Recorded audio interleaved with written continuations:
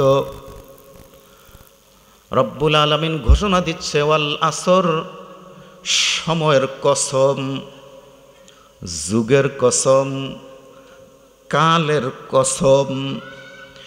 ইন্নাল ইনসানা লাফি খুসর, নিশ্চয়ই করে মানুষগুলি ক্ষতির মধ্যে নিমজ্জিত। ইল্লাল্লাযীনা আমানু, ইল্লা ব্যথিত, আলাদা, বাদ আছে। আল্লাযীনা আমানু, যারা ঈমান গ্রহণ করেছে। 2 ওয়া আমিলুস সালিহাত, ভালো কাজ করেছে। 3 ওয়া তাওয়াসাউ বিল হক, নিজেরা হকের উপর প্রতিষ্ঠিত ছিল, অন্যদেরকেও হকের পথে আহ্বান করেছে। 4 ওয়া তাওয়াসাউ বিস সাবর, বিপদের সময় ধৈর্য ধারণ করতে পেরেছে। এই 4 গুণ যাদের মধ্যে আছে তারা ক্ষতির মধ্যে নাই। আগো আম্মাজান কান লাগান। প্রথমত ওয়াই কসমি আল্লাহ ব্যবহার করেছেন।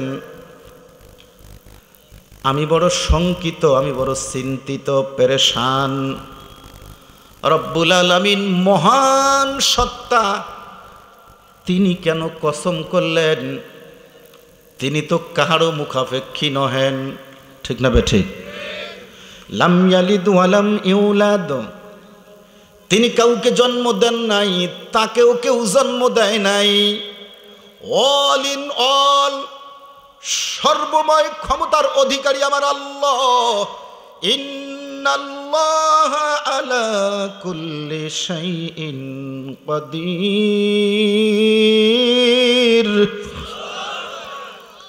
নিশ্চয়ই আল্লাহ সমস্ত বিষয়ের উপরে সবচাইতে শক্তিমান, সবচাইতে ক্ষমতাধর। এই ক্ষমতার ব্যাখ্যা এই মুহূর্তে দিতে পারি না, পিছন থেকে টেনে নিয়ে আসি, যদি সময় হয় সামনে বোঝানোর চেষ্টা করব। প্রথমোক্ত শব্দের দিকে চলে যাই। আল্লাহ তাআলা সময়ের কসম করেছে। আমার আল্লাহর কোনো অভাব নাই, আমার আল্লাহ কারো মুখাপেক্ষী নহেন, কারো কাছে অভাব অনটন যুক্ত নন। তারপরও কেন কসম করছে? আরেকটা জিনিস বোঝা লাগবে, যিনি যত বড় তার কসমের মর্যাদাও তত বড়। সে মহান মুনিব কসম করেছে সময়ের। সময়, যুগ, কাল যাই বলেন না কেন, এক কথায় উত্তর, মালিক সময়ের কসম করেছে। আমরা পিছন থেকে একটা লাইন টেনে নিয়ে আসি আপনাদের শুধু ধারণা দেওয়ার জন্য। এই পৃথিবীর জমিনে অত্যাচারী জালিম বাদশাহ সকলেরই নাম জানা আছে। ফেরাউন ছিল কি না? ভাই একটু কথা বলেন। আজকে কিন্তু নিজেকে কি বলছে এখন না? ও নিজেকে বলছে আনাল হক, আমি বড় খোদা। নাউজুবিল্লাহ, আমি আল্লাহ, আমি খোদা। এমন কথা বলার কারণে ওই সময়ের ভিতরে রব্বুল আলামিন তাকে ধ্বংস করেছে সামান্যতম পানির ভিতরে চুবাইয়া। আয় বুঝে থাকবে, কথা বলবেন, ঠিক না বেঠিক?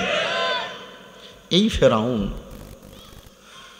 ফেরাউন মুসার সাথে বেয়াদবি করেছে, এজন্য আল্লাহ তারে পানি চুবাই মেরেছে।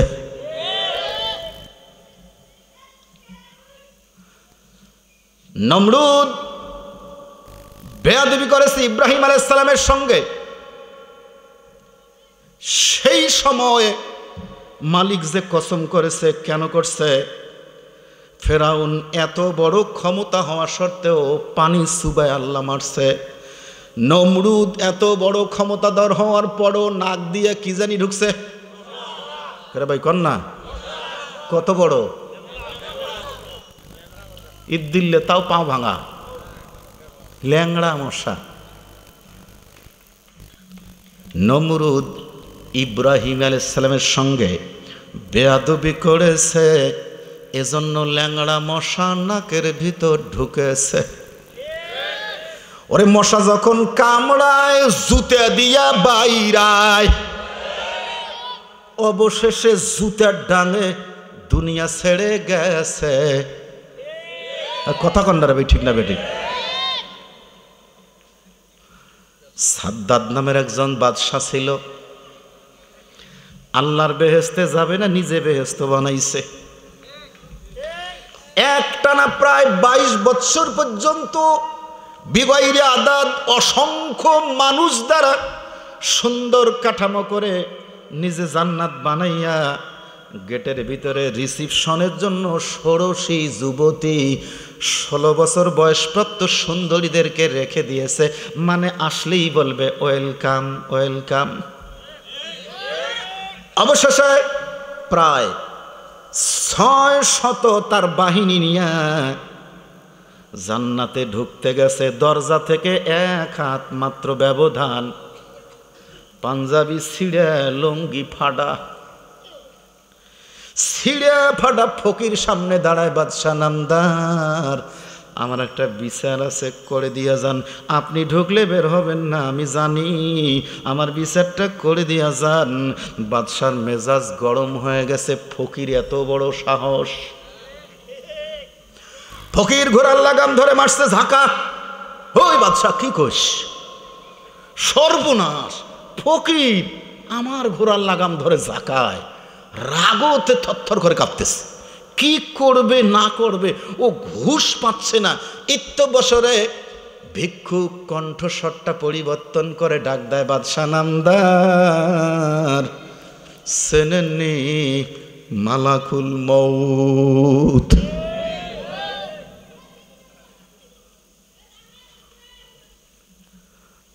অবশেষে সাদ্দাদ মালাকুল মউতের কাছে কয়েকটা আবেদন করেছে। তন্মধ্যে একটা আবেদন হলো, এই মুহূর্তে আল্লাহ আমার কথা শুনবেন আমি জানি, তবে ভাই আজরাইল তোমার কাছে আবেদন, তুমি আমার এতটুকুন সময় দাও।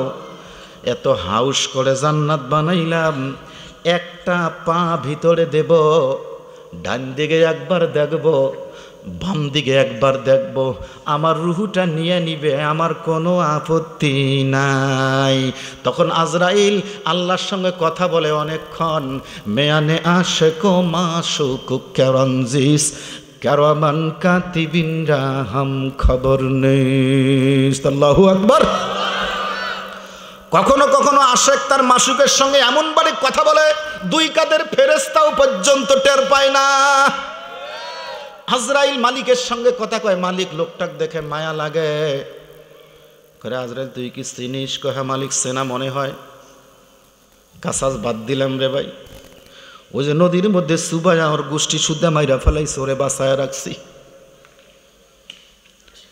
3 দিনের সন্তান বাতাসকে আমি আল্লাহ হুকুম দিয়া সমুদ্রের কিনারের মধ্যে নিক্ষেপ করলাম। ওরে কে লালন পালন করবে, কে কি খাওয়াবে, আমার বড় মায়া। বাঘিনীর অন্তরে মায়া দিলাম। ওই বাঘিনীর বাচ্চা মারা গেছে, সাগরের কিনারায় খুঁজতেছে বাচ্চার তালাশে। এসে দেখে ধুলায় ধূসরিত, একটু বাঁকা চাকা হয়ে আছে। মনে করলো এইটাই বুঝি বাচ্চা, জড়ো সড়ো হয়ে বাঘিনীর দুধ খাওয়ায় আমার আল্লাহ তারে বড় করে। আজরাইল, ওর পরেও এত বড় সম্মান দিছি, আমার জান্নাতে যাবে না। লা ইস্তাখিরুনা সাআতাও ওয়া লা ইস্তাকদিমুন। আয় আজরাইল, 1 সেকেন্ড সময় বাড়বে না, কমবে না। ওর আয়ুকাল শেষ হয়ে গেছে। এক থাবা দিয়া রুহুটা নিয়ে চলে গেছে। জমিনের পরে লাশটা রয়ে গেছে। ওই ক্ষমতা কি আজও আছে নাকি? ওই ফেরাউনের ক্ষমতা, ওই নমরুদের ক্ষমতা, ওই সাদ্দাদের ক্ষমতা ওই সময় ছিল, এখন না। ওই সময় ছিল, ওই সময়ের কথা আল্লাহ বলছি। এরপরে মুসলমানদের সঙ্গে বেয়াদবি করলো বুশ, জানা আছে না নাই? মুসলমানের সঙ্গে বুশ বেয়াদবি করেছে, সাংবাদিকের জুতার বাড়ি খাইছে। কি মনে নেই বুঝি আপনাদের?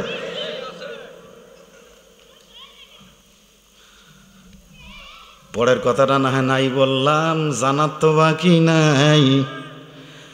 ছাত্রদের সঙ্গে বেয়াদবি শেখ হাসিনা করেছে, এজন্য তারে একেবারে দিল্লি পাঠাইছে।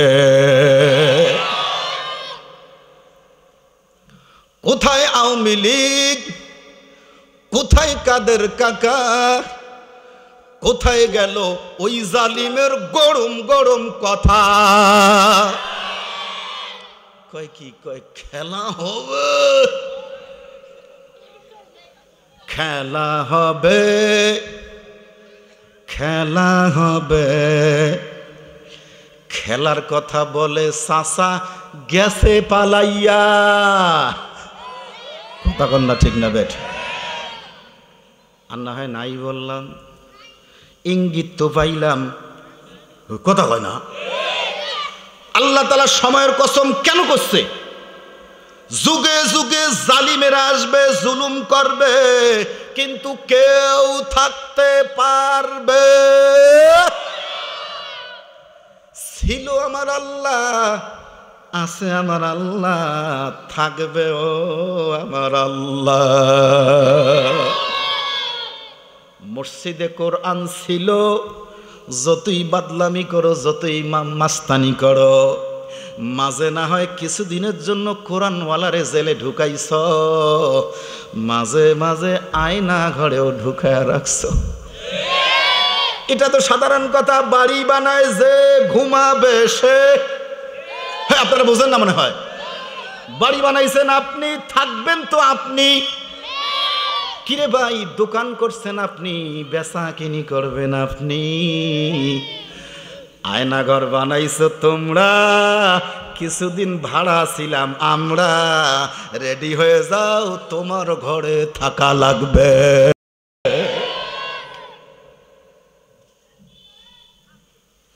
সময়ের কসম, এলেমের কমতি আর পারলাম না। শেষ পয়েন্টে একটা এক্সাম্পল বললে আমি এই বিষয়ে আর কথা বলবো না। আপনারা অবশ্যই জানেন প্রতি মাসে চন্দ্র ওঠে না না ওঠে? চন্দ্রের নাম পরিবর্তন হয় না না হয়? এখন কি মাস? রবিউল আউয়াল শেষ হয়ে গেছে, রবিউল সানি চলতেছে। একটু বুঝে নেন আমি কি কথাটা বলতে চাই। এই চন্দ্র যখন প্রথম পশ্চিম আকাশে ওঠে, বড় না ছোট? এটার জন্য বলা হয় আমা জাআকুম নাজির। ও আম্মাজান কান লাগান, তোমার কাছে কি এমন নজির নাই? তোমার কাছে কি এমন প্রমাণ নাই? কি প্রমাণ? পশ্চিম দিকে চন্দ্র উঠল প্রথম দিন, একেবারে চিকন কাঁচির মতো দেখা যায়। পরের দিন আর একটু বড় হয়, তারপরের দিন আর একটু বড় হয়। 14 তারিখ কিংবা 13 তারিখ দিবাগত রাত্রিতে পুরাপুরি হয়ে পূর্ণিমা হয়ে যায়। পরের কথাটা বোঝার জন্য বলবো, ওই চন্দ্র ওই জায়গাতেই থাকে। 14 দিন পরে 15 দিনের দিন একই কক্ষপথে চলে বটে, কিন্তু 14 দিন পর্যন্ত বাড়ছিল, 14-র পরে বাড়ে না, কমে। এই নজির কি তোমার কাছে নাই? 15 কমে, 16 কমে, 17 কমে, যাইতে যাইতে 28 তারিখ কিংবা 29 তারিখ দিবাগত রাত্রিতে আর চাঁদ দেখা যায় না, নাই। একদিন পরে আমার মালিক ওই জায়গাতে নতুন করে চাঁদ উঠায়। সব নিয়ম একই, কেবলমাত্র পরিবর্তন নাম। বোঝেন নাই? সওয়াল চলে গেছে জিলকদ, জিলহজ, মুহররম, সফর, রবিউল আউয়াল, রবিউস। তার মানে কি সব ঠিক আছে, খালি নাম বদলে, খালি নাম বদলে, একইভাবে বাড়ে, একইভাবে ছোট হয়, একইভাবে বিলীন হয়ে যায়, খালি নাম পরিবর্তন হয়, ঠিক কিনা? এই নজির, এই প্রমাণ কি তোমার কাছে নাই? এমন প্রমাণাদি কি তোমরা কোনো দিন দেখো নাই? রব্বুল আলামিন তোমাকে মায়ের গর্ভের থেকে দুনিয়ার জমিনে যেদিন নিয়ে আসে, একেবারে হাফ কেজি 700 গ্রাম থেকে শুরু করে 1 কেজি, 2 কেজি, 2.5 কেজি, 3 কেজি পর্যন্ত ওজন দিয়া দুনিয়ার জমিনে তোমারে ভূমিষ্ঠ করে। ওরা তোমার ভাষা নাই, তোমার জ্ঞান নাই, ক্ষুধা লাগলে বলতে পারো না, শুধু কান্না ছাড়া কিছু নাই। আমার মালিক তোমার প্রতি মায়া করে, মহব্বত করে, এহসান করে, মায়ের অন্তরে মায়া লাগায়া দিল। এজন্য মা পেশাব করার পরেও তোমারে ফালায় দেয় না, পায়খানা করার পরেও ফালায় দেয় না। বান্দারে তুমি কি বোঝো না? তিল তিল করে মা বুকের দুধ খাওয়াইয়া তোরে আজকে 1 দিনের চন্দ্র, পরের দিন 2 দিনের চন্দ্র, 13-14 তারিখে পূর্ণিমা, মায়ের বুকের দুধ খাইতে খাইতে 2 বৎসর পার হয়ে গেছো। আমার মালিক বলে আর বুকের দুধ দিয়া হবে না, জমিনের ভিতরে ফল ফলাদি গাছগাছালি লাগাই দিয়েছি, বান্দা খা, খা রে বান্দার, বড় হ, খা, বড় হ। হইতে হইতে 25 থেকে 30, সর্বোচ্চ 35 বছর পর্যন্ত বর্তমান সময় তোমার ভিতরে আল্লাহ তাআলা যৌবন দান করলো, অ্যাডম বানায় দিয়েছে। তোমার যে কি শক্তি, তোমার যে কি মাতবরি, তোমার যে কি ক্ষমতা, একটা টেলিফোন দিলে হাজার হাজার তোমার পক্ষে দাঁড়ায় যায়। এ ক্ষমতাওয়ালা, চন্দ্রের থেকে কি শিক্ষা নেও না? 15 দিনের পরে কিন্তু ডাউন হয়। তুমি কি বোঝো না? 30 থেকে 35-এর পরে ওই বাড়িতেই তখনও ছিলে, আজও আসো, ওই ঘরে তখনও ছিলে, আজও আসো, ওই পুকুরের মাছটা তখনও খাইছো, আজও খাও, ওই আমের গাছের ফল সেদিনও খাইছো, আজও খাও। কি পরিবর্তন হইল দেখেন না, কালো চুল সাদা হয়ে গেল, দেখো না চামড়াটা ঢিলা হয়ে যায়। তোমরা কি দেখো না চোখের দৃষ্টিশক্তি কমে যায়? একই বোঝো না যে কোনো দিন এমন হবে লাঠি ঠোকা দিয়া মসজিদে যাওয়া লাগবে, দাদু বলবে, নাতিন বলবে, আয় দাদু আয় তোরে মসজিদে নিয়ে যায়। এই ক্ষমতাওয়ালা তুমি কি বুঝলা না? চন্দ্রের থেকে কি শিক্ষা নিলা না?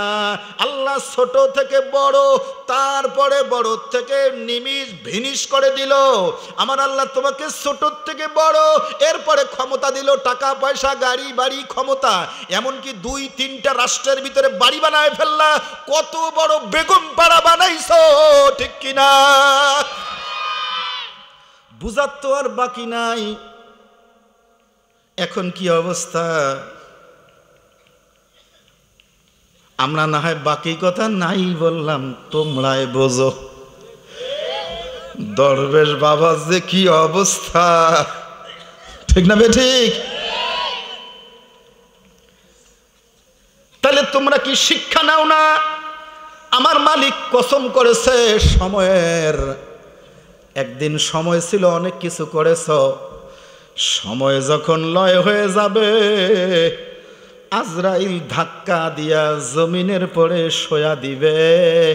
এই জন্য আমার মালিক বলে, ও দুনিয়ার মানুষ, আমি সময়ের কসম করলাম, সময় বড় দামি বস্তু, হেলায় হারাইও না, পরে কিন্তু লাডি ঠোকা দিয়া আর ওই যৌবন পাবা না। এজন্য আমার মালিক সময়ের কসম করছে। এরপরে বলে, ইন্নাল ইনসানা লাফি খুসর, নিশ্চয় করে ইন্নাল ইনসান, নিশ্চয় করে ইনসান তথা মানুষ, লাফি খুসরিন, ক্ষতির মধ্যে নিমজ্জিত। ভাই আবার বুঝেন, আগে আল্লাহ সময়ের কসম করল, এত বড় কসম করার পরে বলতেছে মানুষগুলি ক্ষতির মধ্যে নিমজ্জিত। কসম করেছে কে? কথাটা আরেকবার বলবো আপনাদের জ্ঞাতার্থে। যেই মালিক এত মহান সত্তা, তিনি সময়ের কসম করার পরে বলে দুনিয়ার মানুষরে তোমরা ক্ষতির মধ্যে আছো। কার কথা? আমরা দেখি লাভে লাভ, লাভে লাভ, আমার মালিক বলে ক্ষতি। কার কথা ঠিক দেখি একটু পরীক্ষা করে, আপনারা দেখবেন শুধু লাভ আর লাভ, আর আমার মালিক কসম করে বলল ক্ষতি আর ক্ষতি। একটু ক্ষতির কয়েকটা পয়েন্ট বলে আসি, কয়েকটা পয়েন্ট বলে আসি, যদি আপনার বোধগম্য না হয়। কত বড় ক্ষতি করছি আমরা রে ভাই, একটু দেখে যাই। এক নম্বর ক্ষতি আল্লাহ বলে অকর্ণা ফি বুয়ুতিকুন্না, ও নারী জাতি, মায়ের জাতি, বসবাস করো পর্দার ভিতরে। হুকুমটা কার? ভাই ভাই কার? কার হুকুম? কার? এই হুকুম যে মানে না ও তো ঈমান থাকে না। মালিক বলল নারীরা পর্দার ভিতরে থাকবে। এই বিধান যদি কোনো বোন আমার না মানে, কোনো মা যদি না মানে, একবার, মাত্র একবার ভাবি যদি দেবরের সঙ্গে হাসি মুখে কথা কয়, একবার একটা কবিরা গুনাহ হয়ে যাবে। মাত্র একটা কবিরা গুনার জন্য কমপক্ষে আহলে আহনাফের মতে, হানাফি মাযহাবের বিধান মতে কমপক্ষে ৭,০০০ বছর জাহান্নাম। নাউজুবিল্লাহ বলেন। আরে ভাই কত বড় ক্ষতি! একবার দেখা ৭,০০০ বছর জাহান্নাম। আমরা বুঝি না, ভাবিরে মোটর সাইকেলের পিছনে উঠাইয়া রাস্তা পথে কত জায়গায় আনন্দ করে বেড়ায় ঘুরিয়া, ঠিক না বে ঠিক? বলতেও লজ্জাবোধ করি। চাচাতো ভাই, মামাতো ভাই, ফুবাতো ভাই, খালাতো ভাইয়ের সঙ্গে বোন দেখা করাও কবিরা গুনাহ। একবার কবিরা গুনাহ, ৭,০০০ বছর জাহান্নাম। ওগো আম্মা জান, আমার দায়িত্ব পৌঁছায়া দেওয়া, মানা না মানা আপনাদের ব্যাপার, ঠিক কিনা? তবে এক্ষেত্রে সম্পূর্ণ নারীদের দোষারোপ করা যাবে না, কিছু ক্ষেত্রে দোষারোপ করা লাগবে পুরুষদেরকে, ঠিক না বে ঠিক? কারণ আপনি যদি মাঝে মাঝে র্যাবের অফিসার হইতেন, আপনি যদি মাঝে মাঝে থানার ওসি হইতেন, আপনার বাড়িতে বসে ডাক দিতেন রহিমের মা এদিকে আসো, দরজা বন্ধ করে দুজন কুশলাদি কথাবার্তা বলে বিনিময় নিয়ে একটু কথা বলতেন। বিবি রে, ও বিবি মন খারাপ করিস না, আমার সংসার করার পরে তুই খুশি না বেজার? হয়তো বলবে খুশি। বিবি বলতো তোর গায়ের জামাটা কার টাকার কেনা? কয় আপনার টাকার। তোর পরনের শাড়িটা কার টাকার? কয় আপনার টাকার। যে খাটের মধ্যে বসে আছো খাটটা কার? কয় আপনার। সকালবেলা ভাত খাইছো কাজ জমিনের? কয় আপনার জমিনের। বাজার করে নিয়ে আসছি তোমার টাকার না আমার টাকার? স্ত্রী সব বলবে আপনার। তাহলে বলবেন এই কথা, বিবিরে এতদিন পর্যন্ত যা করছো করছো, আজকের থেকে আমি কিন্তু আইন করে দিয়ে গেলাম, কাপড় পরবে আমার, ভাত খাবে আমার। ও বিবি হুকুম মানবা আল্লাহ। বিবিরে আল্লাহর বিধান যদি না মানো, প্রথম মাসে ডিসিশন নিয়ে নিলাম 1 তালাক, তোমাকে সময় দিলাম পরের মাস পর্যন্ত, যদি সংশোধন হও তালাকের রেজি ফেরত। কোনো মুফতির কাছে যাওয়া লাগবে না, কারো কাছে ফতোয়া নেওয়া লাগবে না। এক তালাক ফেরত আসছে, পরের মাসের মধ্যেও একই কথা বলবে। বেলা ডুববে আমার।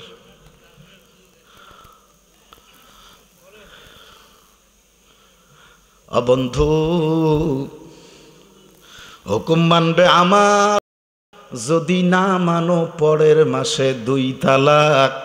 বিবিরে ফাইনাল ডিসিশন, যদি না মানো পরের মাসে শরীর ভালো থাকা অবস্থায় ফাইনাল তালাক। যদি এমনভাবে কোনো স্বামী তার স্ত্রীকে হুকুম দেয়, আমার মনে হয় 98% নারীরা ভালো হয়ে যাবে। এত তাড়াতাড়ি রাগারাগি করে তালাক দেওয়া লাগবে না। তবে আল্লাহ তাআলা বলেছে মানুষ ক্ষতির মধ্যে আছে, আর পারলাম না ভাই, ক্ষতির থেকে ফিরে আসলাম। আল্লাহ বলে তারা ক্ষতির মধ্যে নাই, 4 গুণ যার মধ্যে আছে। ইল্লাল্লাযীনা আমানু, 1 হলো যারা ঈমান গ্রহণ করেছে, 2 হলো আমিলুস সলিহা, আমল করেছে। এই 2টার উপরে 1 মিনিট আমি কথা বলে বিদায় হয়ে যাব। ঈমান আমাদের আছে না নাই? কথা বলেন আছে না নাই? যদি না থাকতো আসতামই না। আসছে আমার আল্লাহর কালামের উপর বিশ্বাস করে। এখন আমাদেরকে আমল করা লাগবে। আল্লাহ বলেন ওয়া আমিলুস সলিহা, ভালো আমল করো। যদি ভালো আমল করতে পারো বান্দা, তুমি না ক্ষতির মধ্যে নাই। এজন্য লক্ষ্য করি ভাই, ক্ষতির মধ্যে থাকতে চাই না। আমরা ভালো আমল করতে চাই, আমরা নামাজ পড়তে চাই, আমরা রোজা করতে চাই, আমরা ধনী হইলে হজ যাকাত আদায় করতে চাই, নারীরা পর্দার ভিতরে থাকতে চাই, মিথ্যা কথা বলতে চাই না, ওয়াদা খেলাপ করতে চাই না, গীবত শিকায়েত করতে চাই না, এতিমের মাল লুণ্ঠন করে খেতে চাই না। ঠিক না বে ঠিক? আমার বাপজান, ভালো কাজগুলো যদি করতে পারি, মালিকের ওয়াদা কিন্তু তখন পরিবর্তন হয়ে আসবে।